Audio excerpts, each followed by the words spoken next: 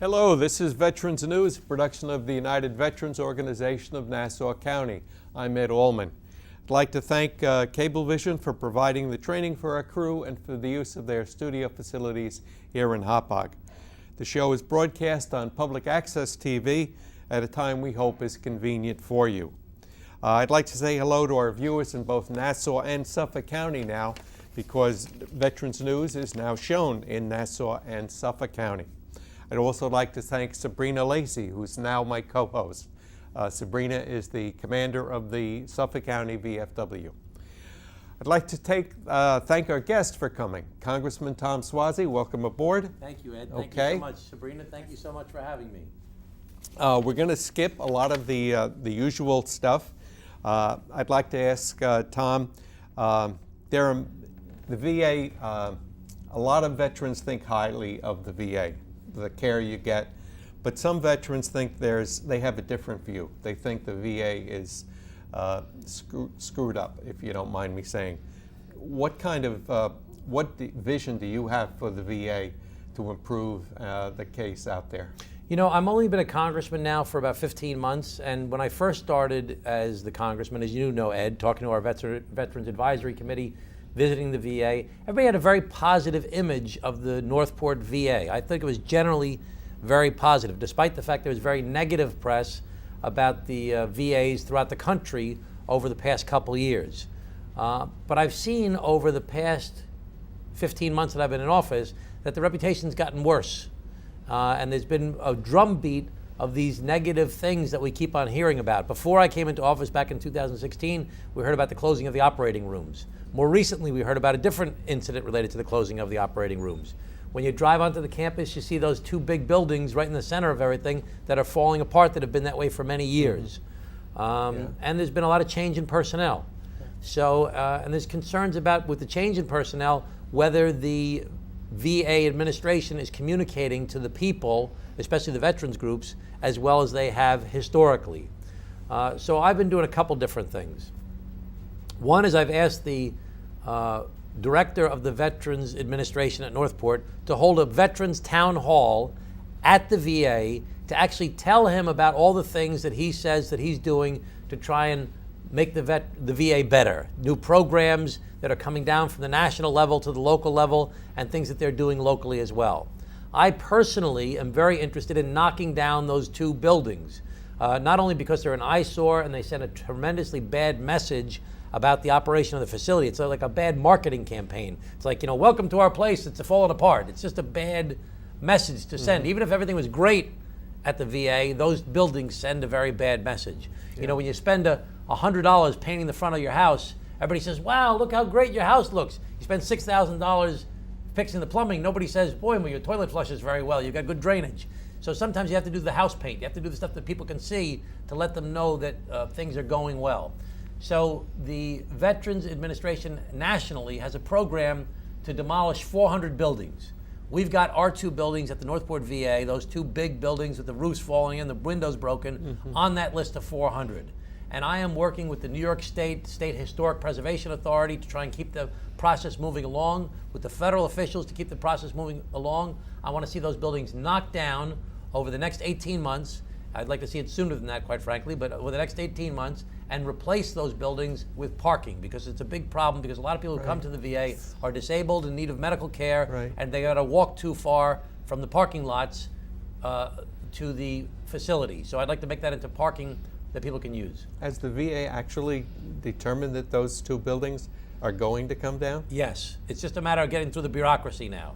So we got the state approvals that they've said okay. They've set what's called a memorandum of understanding to the local VA. They got to do the paperwork. They got to go do the bidding process. But it's looking good, like these buildings will come down. The question is when it will happen. So my job is to try and keep the grease on the wheels, to keep the thing moving, and say, listen, stop keeping that on the bottom of the pile, put it on the top of the pile. Let's get this process. I'm used to dealing with bureaucracy. That's one of the things you've got to do. Congressman, one of the things that we have at the Northport, like I expressed to you earlier, is that we have a monthly meeting with all of our leaders throughout Suffolk and Nassau County at the Northport. And what we're having a problem with is the director coming to that meeting. We have had 2 meetings already, and he hasn't shown at one of them.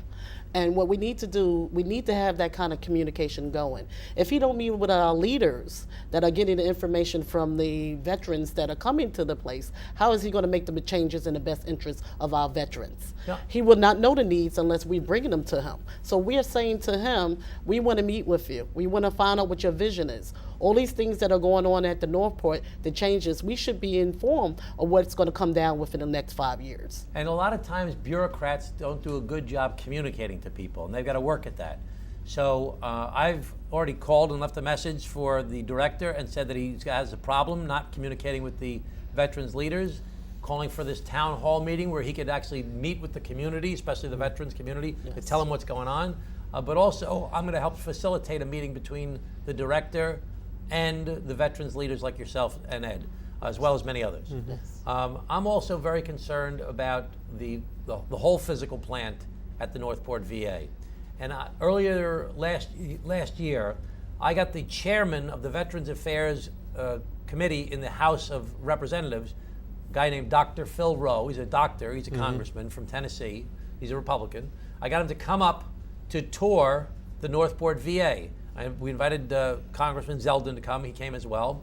And we toured the facility. And nationally, there's a vision for the VAs that we've got to have less of a big physical plant. You know, these buildings were built 100 years ago. Our facility was built, I think, 90 or 100 years ago in Northport. Well, medicine's changed dramatically in the past 90 or 100 years, certainly changed in the past 10 years.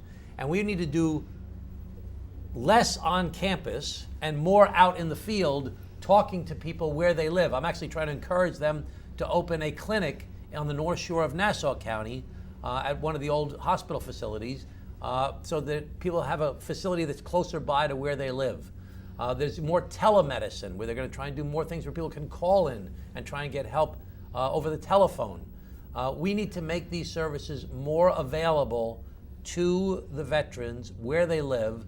We don't need as big a physical plant. We should keep the property, but we don't need all these buildings to maintain.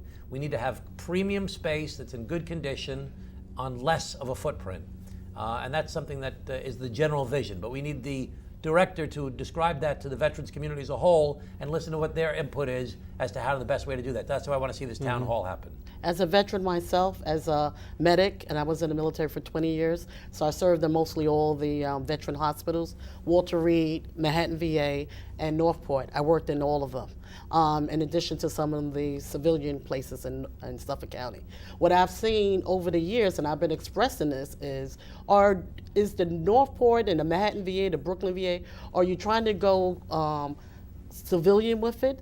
Are you going to make it to the point where it's going to be commercial? Are they trying to privatize it, you mean, Right, right? privatize it. And when I want to express, as a veteran myself, being with the Northport since 1992, we need the intimacy to come back to the veteran organization. The intimacy is the communication that we know the secretaries, we know them, they know our personalities, they know our dispositions, and they know our needs. We're not having that anymore at the Northport.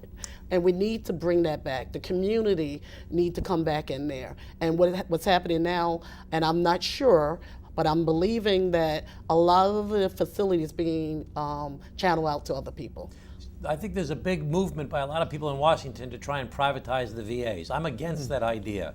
Now, I'm not opposed to the idea of giving veterans a choice where they can go see a private physician when it's too far to travel to the actual facility, and giving them opportunities to choose to do that thing on occasion. But we don't want to see the privatization of VAs, because God forbid you privatize it so much, you got rid of the VA, and then you're beholden to the entire private sector. In addition, as you just communicated, and as Ed has told me before in the past, a veteran has a lot of issues that they've faced, some in combat, but some just being part of the culture of being in the military, where they need to be able to communicate with people who understand veterans and maybe are veterans themselves in order for them to open up about the issues that they're facing, especially when it comes to issues related to mental health or when it comes to issues of things that happen to them in country.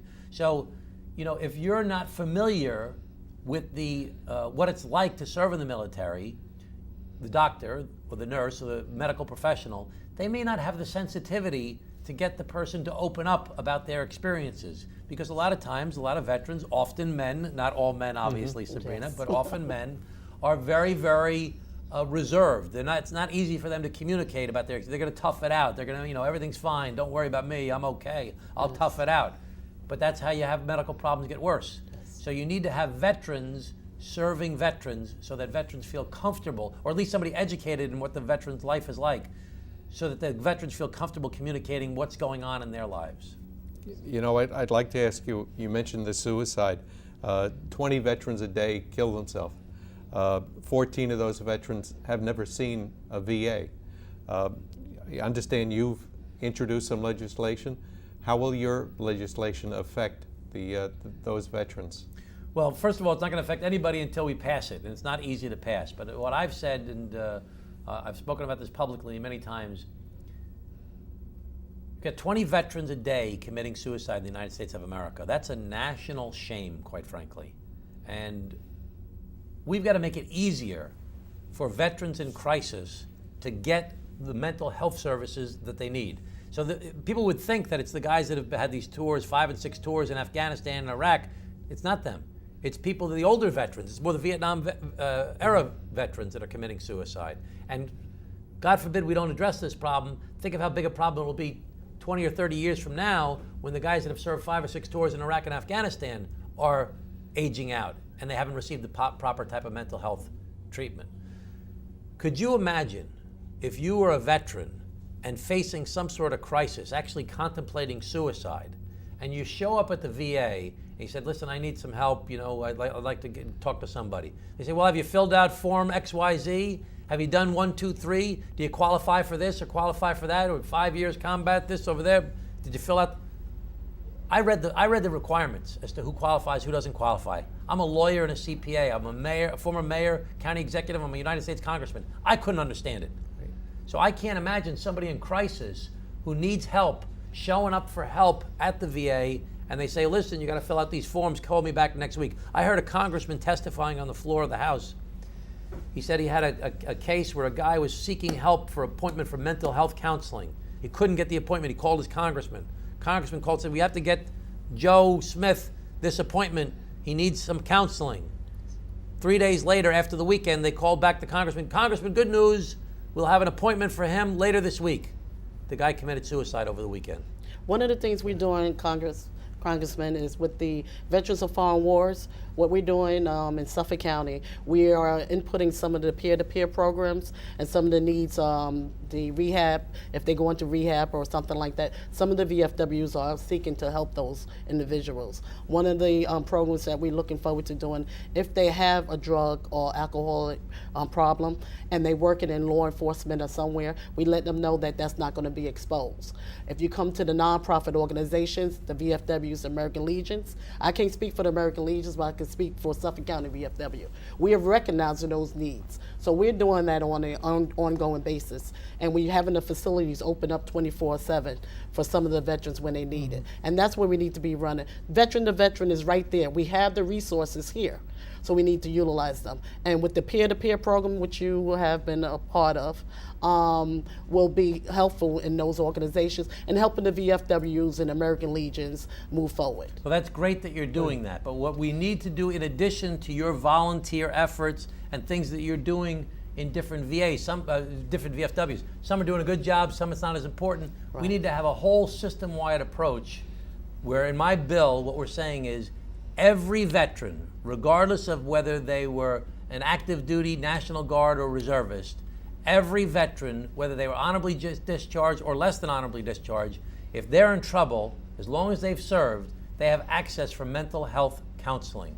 Because we need to make it so that if somebody walks in and they're in trouble and they're embraced into the loving arms of a grateful country and says, listen, come on in, we're going to try and help you. We'll figure out the paperwork, we'll figure out the bureaucracy, we'll get to that, we'll go through the process, but as an emergency effort, we got to take people in and help them. Now, I've had this conversation with some people in Washington, D.C., and they're starting to do a program as part of a regulation. It's not a law that's been passed, but it's something that the VA is trying to do on their own to make emergency veterans' mental health care more readily available to people. So it's a good positive step forward. We've got a long way to go. Yes, we do. Okay. Congressman, I'd like to talk about liver fluke. That's a parasite that Vietnam veterans were exposed to, and it apparently some people are dying of bile duct cancer, and they think it's part of the liver fluke. What is the VA doing about the liver fluke disease? Well, I'm concerned they're not doing enough, Ed. Let me just first say that I'm trying to balance the desire to get to the bottom of this and not scare people unnecessarily to begin with. So first of all, it's not all Vietnam veterans. It's Vietnam veterans in certain parts of the country. It's who ate certain types of food or drank certain types of water in certain places. They did testing of 50 veterans at the Northport VA. Yes. They had to send the test all the way to Korea because they don't have the ability to do the testing in America. And they found out that 25% of the people had the parasite. They haven't done that great a job of linking whether the parasite caused a liver cancer or the actual death. A lot of the people died, but they haven't done a good enough job linking it yet. We'd like to make it so that there's much more of a bigger study done throughout the entire Vietnam veteran population to really get to the bottom of this. But the VA has not agreed to do that yet. So we need to bring attention to it. So I'm trying to figure out the best way to bring attention to it without unnecessarily panicking people at the same time. I was going to, for example, send a letter out to all the veterans and tell them about this issue and say, could you tell us, what's going on?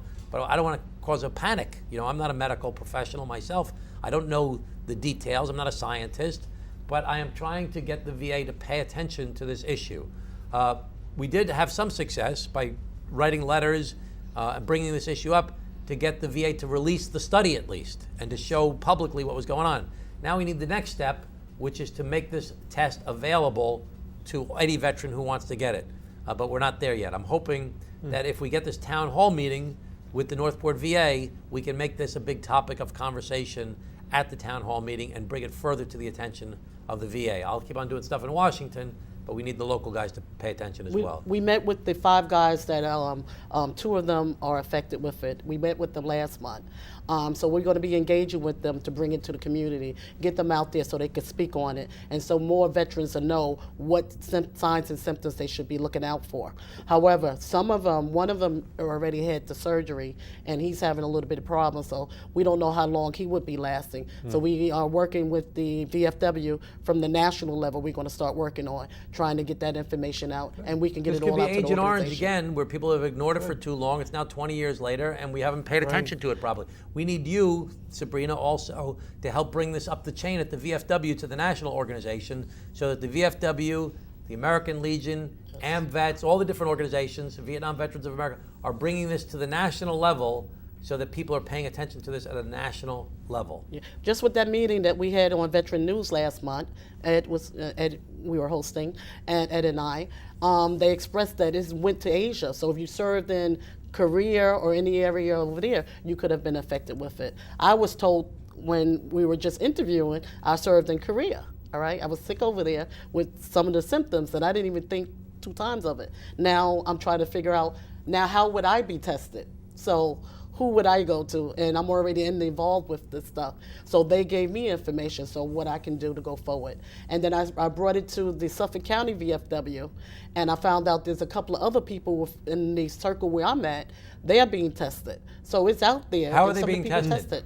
They have a test, they have to go to the Northport. The doctor have to write a prescription of some sort to get it. They're not testing everyone at this point.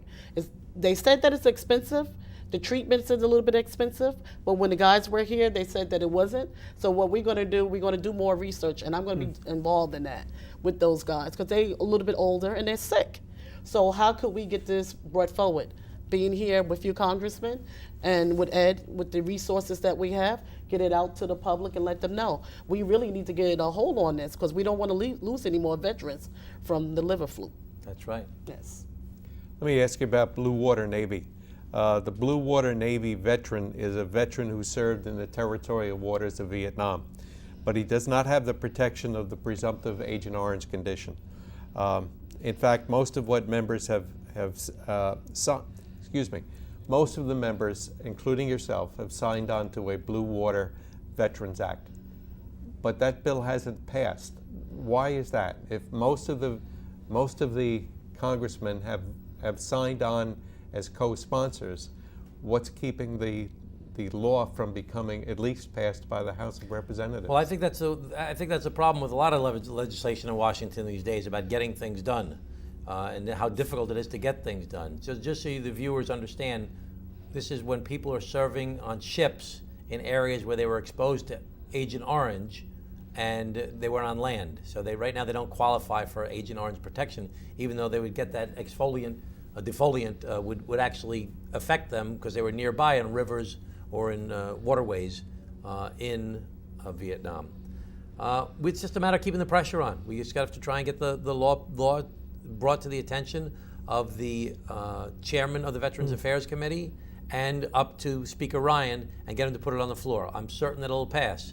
It's an expensive proposition, but that should be something that could be offset by something else in the existing federal budget. Okay.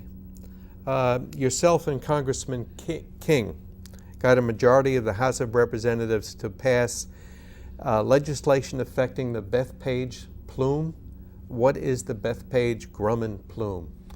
So 40 years ago, they discovered that the groundwater underneath the Navy Grumman site in the Bethpage area was contaminated, and it hasn't been cleaned up in 40 years.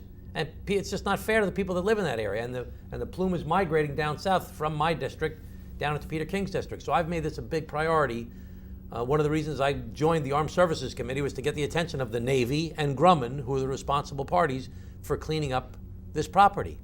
And it was one of the first things that I got passed as a freshman congressman in the minority was to get money put in to help clean up this property. And it was kind of exciting, quite frankly, because the Democrats don't really get that much passed because you don't have the votes. So what happened is that they came up at the last minute. I testified before the Rules Committee. They first took it out, then they put it on. I had about 2 or 3 hours to get it going. I went down to the floor. I was running around convincing Republicans that I knew to try and help vote for this. I developed some personal relationships.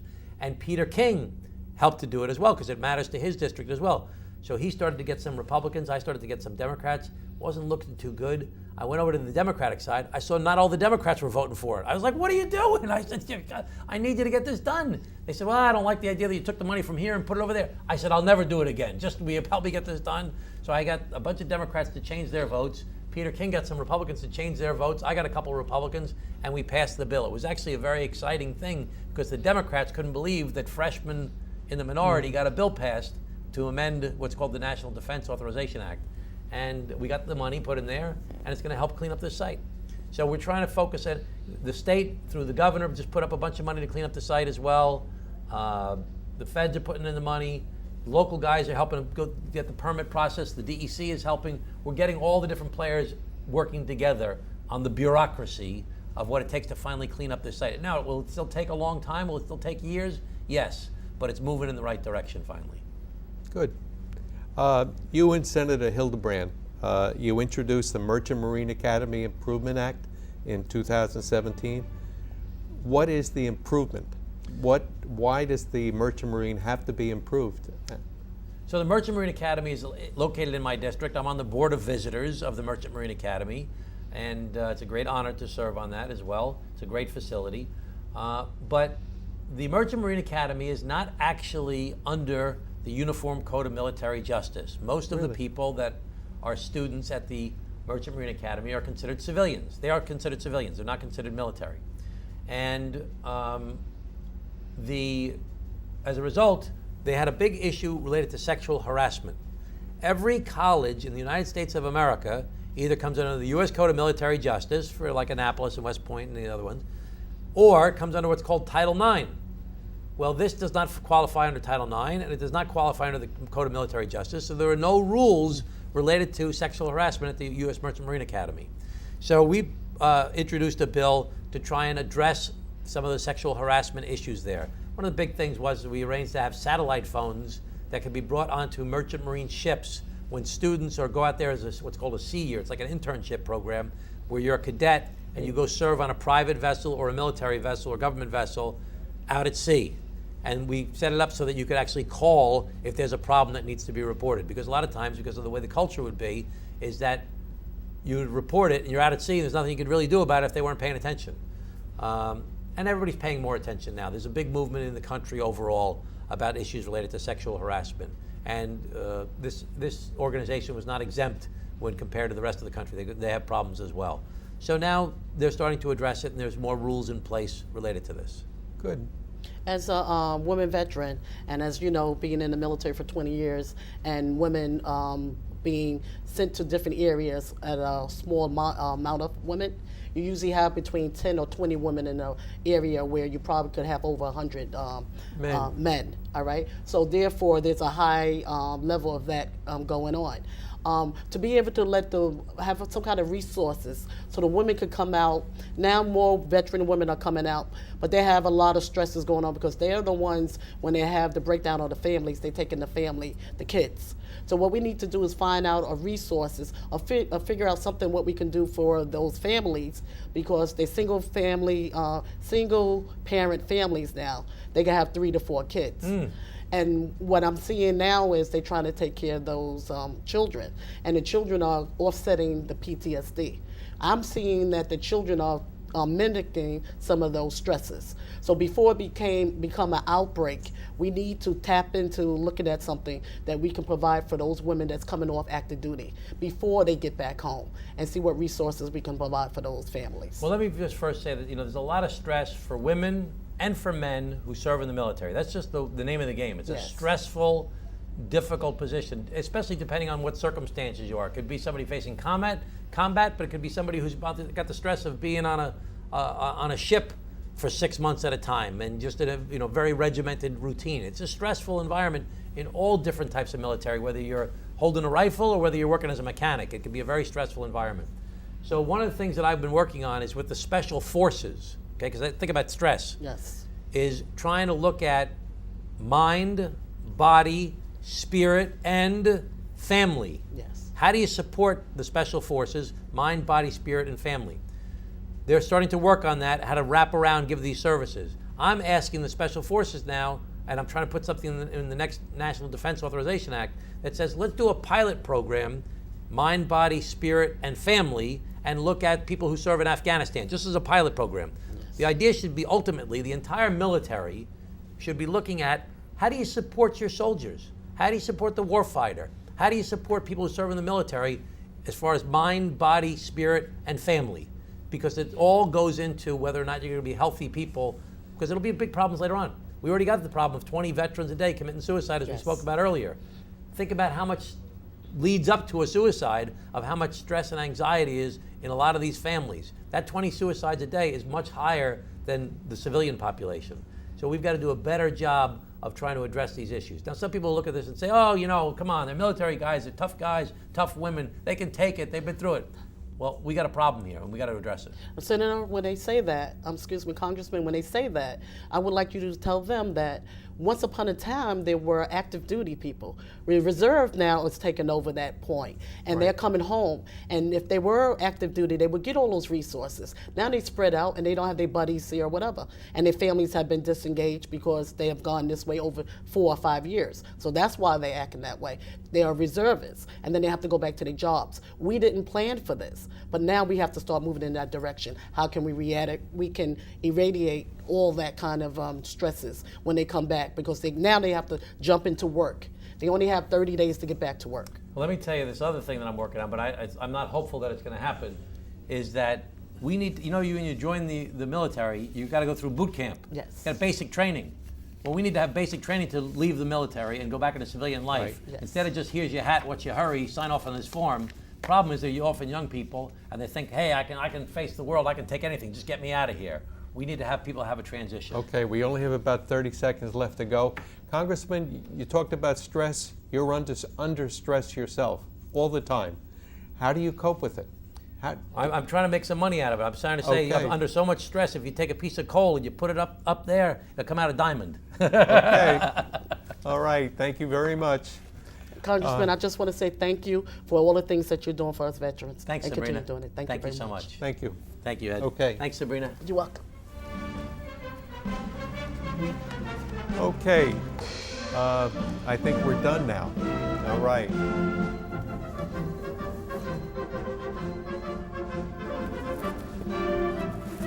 Okay, you have to go. Okay, thank you, everybody. Okay. We're going out of here. Yep.